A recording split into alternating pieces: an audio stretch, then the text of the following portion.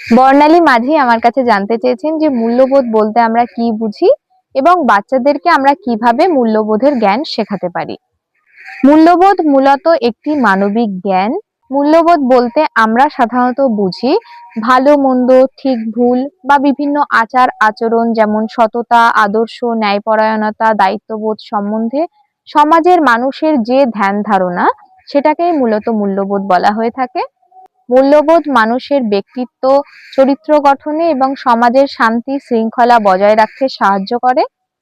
মূল্যবোধের উদাহরণ সম্বন্ধে আমরা বলতে পারি যে বড়দের সম্মান করা, সৎ থাকা, ধৈর্য ধরা, দায়িত্ববোধ নিজের মধ্যে জাগ্রত করা, নীতিবোধগত জ্ঞান প্রভৃতি। এবার আসা যাক যে বাচ্চাদেরকে আমরা কিভাবে মূল্যবোধ শেখাতে পারি। বাচ্চাদেরকে মূলত আমরা মূল্যবোধ শেখাতে পারি গল্পের ছলে বা কোনো বাস্তব উদাহরণের সহযোগে। প্রাইমারি স্কুলে প্রতিটি ক্লাসে একটা করে জগৎবাড়ি বই দেওয়া হয়ে থাকে। জগৎবাড়ি বইটা আপনারা যারা দেখেছেন তারা খুব সহজেই রিলেট করতে পারবেন যে সেখানে 2 বা 3টে লাইন লেখা থাকে এবং সেই গল্পটার উপর ভিত্তি করে একটা খুব সুন্দর ছবি আঁকা থাকে।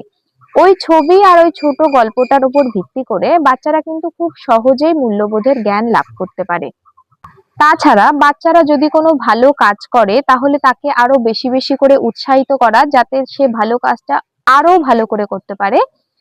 বাচ্চারা যদি কোনো ভুল করে তাহলে তাকে বকাঝকা বা শাস্তি না দিয়ে তার মনের ভেতরে যে ভয়টা আছে সেই ভয়টাকে যখন আমরা কাটিয়ে ফেলবো, সেই ভয়টা কাটিয়ে তাকে সত্য কথা বলতে উৎসাহিত করতে পারি।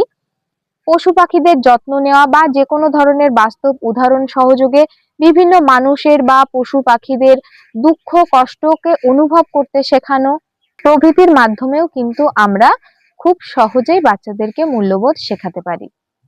আমার ভিডিওটি আপনাদের কেমন লাগলো অবশ্যই জানাবেন। যদি ভালো লেগে থাকে একটা লাইক, কমেন্ট এবং শেয়ার করে আমার পাশে থাকবেন। ধন্যবাদ সবাইকে। ভালো থাকবেন, সুস্থ থাকবেন। নমস্কার।